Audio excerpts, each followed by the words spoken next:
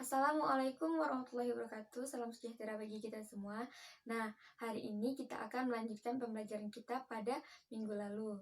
Nah, kan minggu lalu kan kita telah mempelajari konsep asam basa menurut 3 ahli, bukan?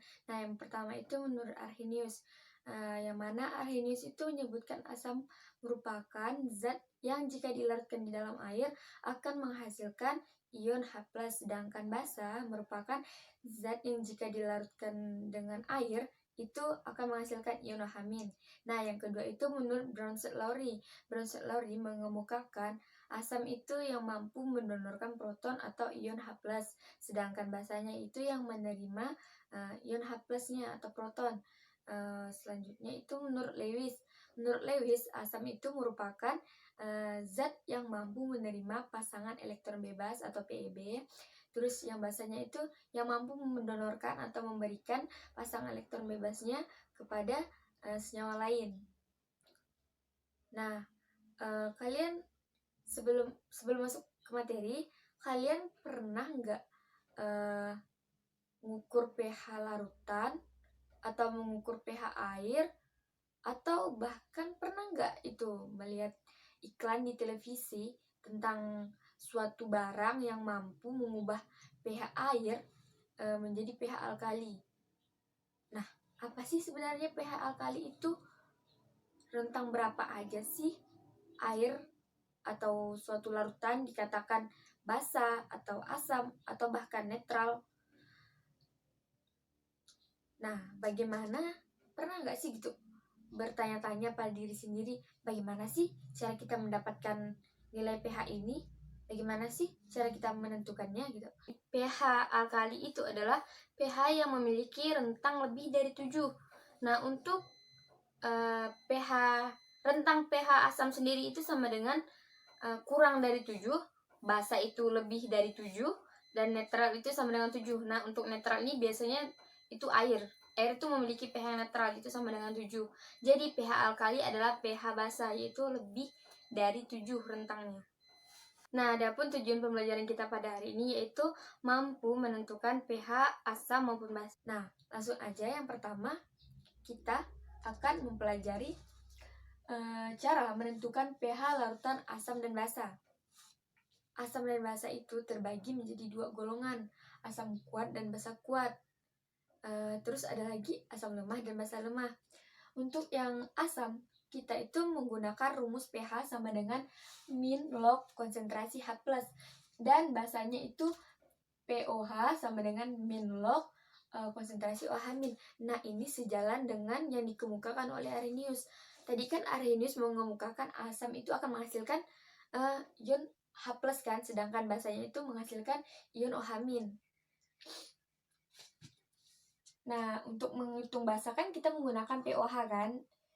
Terus pH ditambah POH itu sama dengan PKW. Ini tetapan ketentuan konstanta air sama dengan 14. Langsung aja yang pertama kita itu akan menentukan pH dari asam kuat.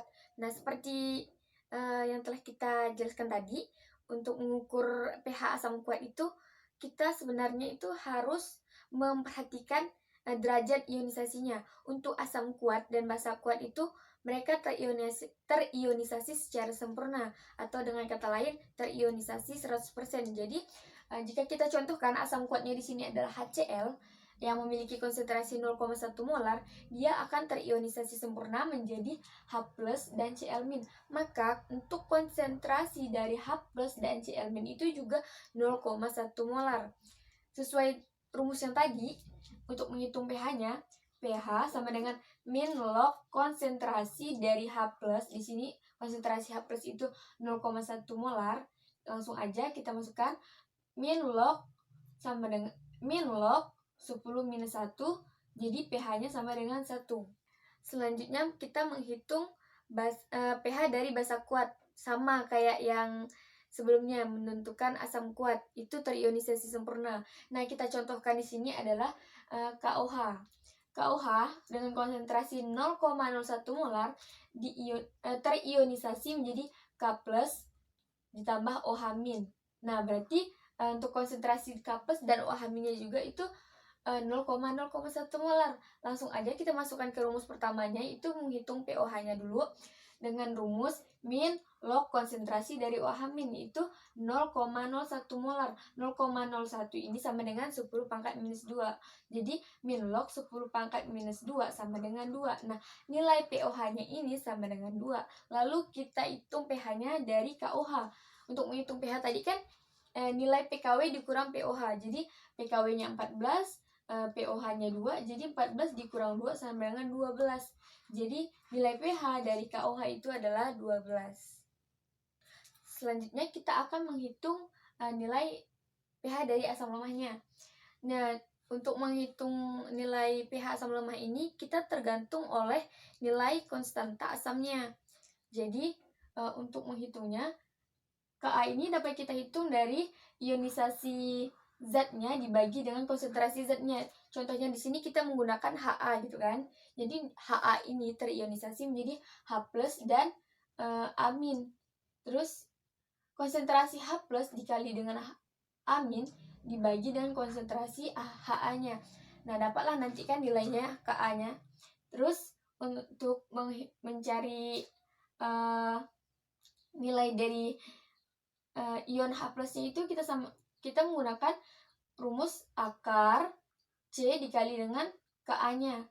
Lalu kita masukkan, karena tadi kan rumus awalnya adalah pH sama dengan min log konsentrasi H+, di sini langsung kita ganti. Jadi min log akar C dikali dengan Ka-nya. C ini adalah nilai konsentrasi. Langsung aja kita contohkan, asam lemahnya di sini adalah CH3COOH dengan konsentrasi 0,1 molar dan nilai Ka-nya itu sama dengan 1,75 dikali dengan 10 pangkat minus 5. Nah, langsung kita masukkan nilainya ke dalam rumus. pH sama dengan min log akar konsentrasinya adalah 0,1 molar, terus dikali dengan nilai Ka-nya 1,75 kali 10 pangkat minus 5. Nah, hasilnya itu sebesar 2,88. Jadi nilai pH dari CH3COOH yaitu sama dengan 2,88. Nah, selanjutnya kita ke basa lemah. Nah, untuk basa lemah ini sama halnya dengan menghitung pH asam lemahnya. Kita di sini memperhatikan konstanta basanya. Untuk mencari konstanta basanya itu kita menggunakan, kan kita contohkan di sini dengan senyawa BOH. Jadi senyawa BOH ini akan terionisasi menjadi B+ dan OH-. Jadi untuk menghitung Kb-nya itu sama dengan konsentrasi B+ dikali dengan konsentrasi OH-nya dibagi dengan konsentrasi BOH-nya. Nah, dapatlah nanti itu konsentrasi basanya. Lalu untuk mencari konsentrasi dari OH-nya itu sama dengan akar konsentrasi dikali dengan ketetapan basanya. Jadi kan sebelumnya kan untuk yang menghitung pOH pada basa kuat itu menggunakan min log konsentrasi OH-. Nah, di sini kan kita konversikan aja. OH-nya ini sama dengan akar dari pH dari basa lemah itu sama dengan min log akar dikali dengan konstanta basanya. Nah, dapatlah nanti nilai pOH-nya. Langsung kita menghitung pH-nya sama dengan 14 ditambah log akar konsentrasi dikali dengan Kb, atau sama kayak yang cara menghitung nilai pH pada asam lemah. pH sama dengan nilai PKW dikurang dengan pOH-nya. Nah, langsung aja kita ke contoh basa lemah. Nah, di sini kita contohkan itu NH4OH dengan konsentrasi 0,2 molar dan Kb-nya itu sebesar 1,8 dikali dengan 10 pangkat minus 5. Nah, langsung aja kita konversikan ke dalam rumus. Nah, di sini kita menggunakan rumus pOH-nya itu sama dengan min log akar konsentrasinya itu 0,2 molar dikali dengan Kb-nya 1,8 kali 10 pangkat minus 5. Nah, hasilnya itu pOH-nya itu sebesar 2,72. Nah, langsung aja kita ke pH-nya. Untuk mengukur pH tadi kan kita menggunakan nilai PKW dikurang dengan nilai pOH-nya. Di sini 14 dikurang 2,72 sama dengan 11,28. Jadi nilai pH dari basa lemah NH4OH itu sebesar dengan 11,28.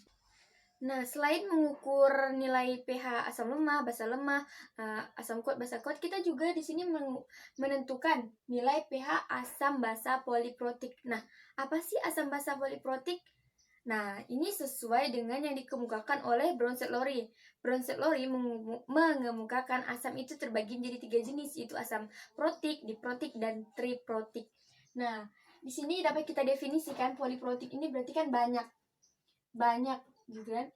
Dilihat dari asam, berarti asam itu kan menghasilkan ion H+ kan. Jadi di sini asam poliprotik adalah asam yang mampu menghasilkan lebih dari satu ion H+, sedangkan basa adalah yang mampu menghasilkan lebih dari satu ion OH-nya. Oke, langsung aja kita contohkan. Di sini asam poliprotiknya kita mengambil H2SO4. Nah, kenapa di sini kita katakan dia merupakan asam poliprotik? Karena dia mampu menghasilkan lebih dari satu ion H+-nya. Karena kita lihat dari atom H-nya. Di sini memiliki 2 atom H. Otomatis dia akan terionisasi 2 kali. Nah, di sini untuk yang ionisasi pertama itu H+ ditambah H2SO4 dan nilai Ka-nya itu merupakan Ka1. Terus terionisasi kembali menjadi H+ ditambah SO4- sama dengan Ka2. Nah, untuk menentukan nilai pH, kita di sini menggunakan Ka1, begitupun dengan yang basa poliprotik kita menggunakan Kb1-nya karena ini dianggap paling kuat dan paling stabil. Jadi, kita langsung aja konversikan ke rumus pH ataupun pOH-nya. Di sini sebenarnya sama dengan mengukur yang asam lemah dan basa lemah. Kita cuma mengganti dengan yang Ka-nya menjadi Ka1 dan Kb1.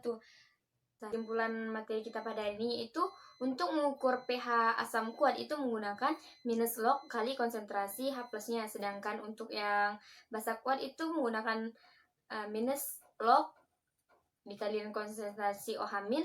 Lalu untuk mengukur pH-nya kita nilai dari PKW itu sama dengan 14 dikurang dengan pOH-nya. Jadi untuk mengukur pH dari basa kuat itu kita menggunakan 14 dikurang nilai pOH-nya. Jadi dapatlah pH dari basa kuatnya. Nah, untuk asam lemah dan basa lemahnya itu kita menggunakan ketetapan konstanta dari asam dan basanya. Untuk yang asam lemah kita menggunakan rumus minus log dikali dengan akar konsentrasi dikali dengan ketetapan konstanta asam atau Ka-nya. Untuk yang basa lemahnya kita menggunakan untuk mencari pOH-nya itu minus log dikali akar konsentrasi dikali dengan ke konstanta basanya.